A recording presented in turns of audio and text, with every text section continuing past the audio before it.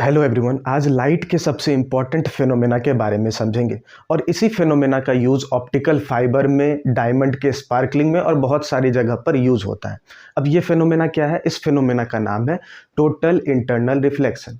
अब total internal reflection में क्या होता है कि जब भी light rays optically denser medium से ऑप्टिकली रेयर मीडियम में पास हो। ऑप्टिकली डेंसर मीडियम का मतलब है कि जिस मीडियम में लाइट की स्पीड कम हो, और ऑप्टिकली रेयर मीडियम का मतलब है जिसमें लाइट की स्पीड क्या हो, ज़्यादा हो। ठीक है, दूसरे मीडियम के कंपैरिजन में। तो क्या कहा हमने कि जब भी light rays optically denser medium से रेयर मीडियम में पास होगी तो कुछ एक खास एंगल पर जाने के बाद, ठीक है, एक खास एंगल यानी कि जिसे क्रिटिकल एंगल बोलते हैं, वो समझेंगे आगे। तो खास एंगल के बाद जब लाइट रेज पास करती है तो वो रेयर मीडियम में ना जाकर डेंसर मीडियम में ही रिफ्लेक्ट बैक कर जाती है, उसी मीडियम में रह जाती है। उस फिनोमेना को कहते हैं हम लोग टोटल इंटरनल रिफ्लेक्शन। ठीक है, अब क्या होता है टोटल इंटरनल रिफ्लेक्शन में? सपोज करिए कि ये हमारे पास कुछ इस तरीके से दो मीडियम्स है, ये उसका इंटरफेस हो गया। ठीक है, तो ये मान लीजिए ये है हमारा डेंसर मीडियम और यहाँ पर है रेयर मीडियम, और यहाँ पर कोई ऑब्जेक्ट है या कि कोई सोर्स है, लाइट सोर्स।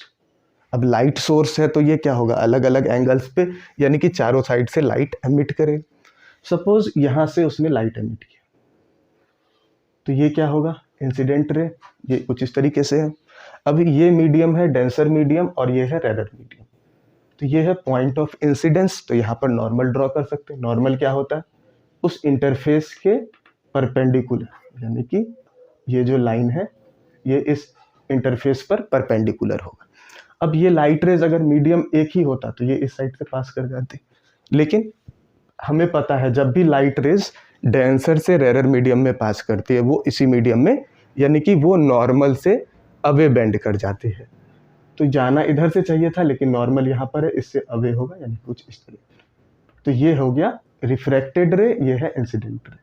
इंसिडेंट रे और नॉर्मल के बीच ये एंगल ऑफ इंसिडेंस, और ये होगा एंगल ऑफ रिफ्रैक्शन। ठीक है, अब यहाँ से लाइट रेज, सिर्फ एक ही लाइट रेज तो नहीं निकलेगी, और भी लाइट रेज है। तो एक लाइट रेज कुछ इस डायरेक्शन में, ठीक है, ये है इंसिडेंट रे, ये है पॉइंट ऑफ इंसिडेंस। तो यहाँ पर नॉर्मल ड्रॉ करेंगे। अब यहाँ पर ये है एंगल ऑफ इंसिडेंस। अब देख सकते हैं कि यहाँ पर एंगल ऑफ इंसिडेंस कम है और यहाँ पर एंगल ऑफ इंसिडेंस ज़्यादा है। तो इस कंडीशन में लाइट रेज को इधर जानी चाहिए, लेकिन ये लाइट रेज और बेंड होती है और इसी इंटरफेस के, यानी कि इस नॉर्मल से वो 90 डिग्री का एंगल बनाती है। ये जो एंगल ऑफ रिफ्रैक्शन है ये है 90 डिग्री और ये है एंगल ऑफ इंसिडेंस।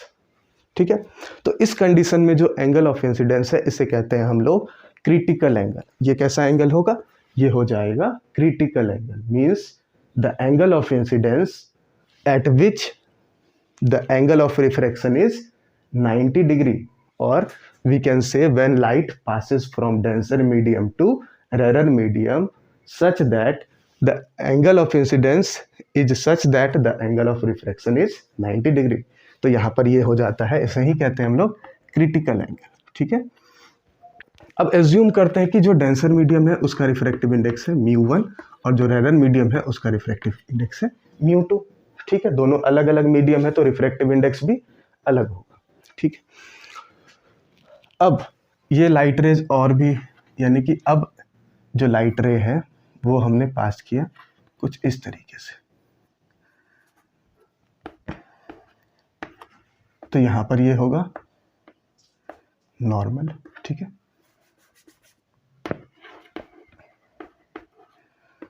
इस कंडीशन में angle of incidence critical angle से भी ज़्यादा हो गया। हमने क्या किया, यहाँ से भी लाइट रेज पास किया, तो क्रिटिकल एंगल से जैसे ही लाइट रेज ज़्यादा हो, अब ये एंगल ऑफ रिफ्रैक्शन पहले इस तरीके से था, फिर हमने एंगल ऑफ इंसिडेंस बढ़ाया तो ये इस तरीके से हो गया। अब अगर और एंगल ऑफ इंसिडेंस बढ़ाते हैं तो वो क्या होगा, इसी मीडियम में आ जाएगा, यानी कि एंगल ऑफ रिफ्रैक्शन 90 डिग्री से ज़्यादा होने चाहिए। 90 डिग्री से ज़्यादा होने का मतलब है लाइट रेज कुछ इसी मीडियम में आ जाएगा, और ये होगा एंगल ऑफ रिफ्रैक्शन। ठीक है, तो इस फेनोमेना में क्या हुआ, हमारे पास तो दो ट्रांसपेरेंट मीडियम, एक डेंसर दूसरा रेयर, तो लाइट रेज को जाना चाहिए था रेयर मीडियम में, लेकिन लाइट रेज डेंसर मीडियम में ही आ जाती है।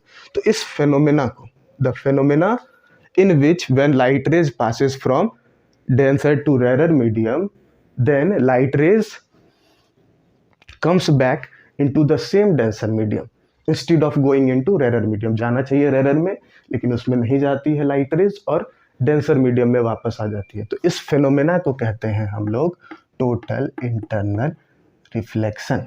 ठीक है, अब अगर इस पॉइंट की बात करें तो यहाँ पर एंगल ऑफ इंसिडेंस है क्रिटिकल एंगल के इक्वल और एंगल ऑफ रिफ्रैक्शन है 90 डिग्री। यहाँ इस कंडीशन में अगर स्नेल्स लॉ अप्लाई करते हैं, स्नेल्स लॉ, अब स्नेल्स लॉ क्या कहता है?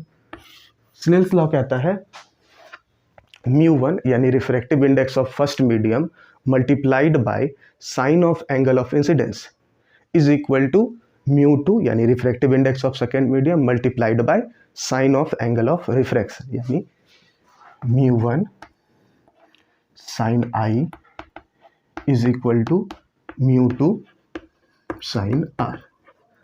ठीक है, मतलब जिस एंगल ऑफ इंसिडेंस जो होगा उसका refractive index, angle of refraction और उसका रिफ्रैक्टिव इंडेक्स। तो हमने इस जगह पर इस कंडीशन में स्नेल्स लॉ अप्लाई किया। तो μ1, ठीक है, into sine of angle of incidence, क्या है यहाँ पर एंगल क्रिटिकल एंगल, तो μ1 sine of critical angle is equal to μ2 sine of 90 degree, और साइन 90 डिग्री कितना होता है? 1 हो जाता है। तो μ1 sine of critical angle is equal to μ2। ठीक है, तो sine of critical angle is equal to μ2 by μ1। ठीक है, और बहुत सारे कंडीशंस में ये जो μ2 है यानी कि रेरर मीडियम का रिफ्रैक्टिव इंडेक्स है, रेरर मीडियम को एयर कंसीडर करते हैं और रिफ्रैक्टिव इंडेक्स उसका हो जाता है 1, तो ये हो जाता है 1 बाय म्यू, यानी कि 1 divided by refractive index of that denser medium. ठीक, अब यही फेनोमेना अप्लाई होता है किसमें? डायमंड के कंडीशन में। डायमंड का क्या? डायमंड जो स्पार्कल करता है उसमें क्या होता है कि जो डायमंड है,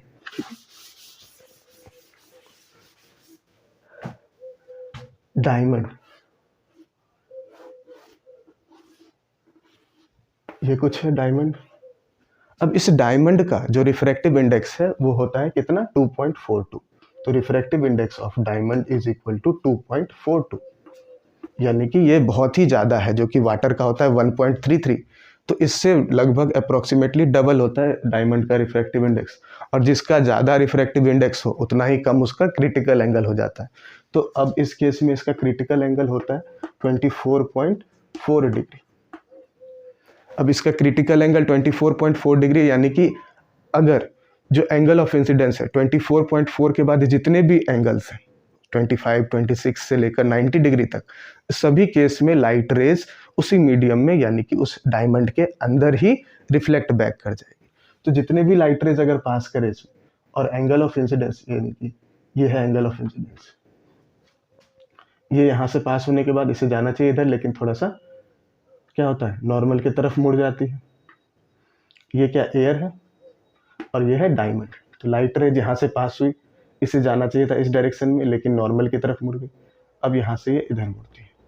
अब इस कंडीशन में यहाँ पर नॉर्मल ये, अगर ये एंगल ज़्यादातर केस में 24.4 डिग्री से ज़्यादा ही होती, तो इस कंडीशन में लाइट रेज फिर इसके अंदर ये प्रोसेस चलता रहता है, यानी कि लाइट रेज एक बार जाने के बाद इसमें ट्रैप हो जाती है। ट्रैप होने का मतलब है लाइट रेज उसी डायमंड के अंदर, बहुत लाइट का बहुत सारा पार्ट उसी डायमंड के अंदर मूव करता रहता है, जिसके कारण जो डायमंड है वो हमें स्पार्कल करता हुआ नजर आता है।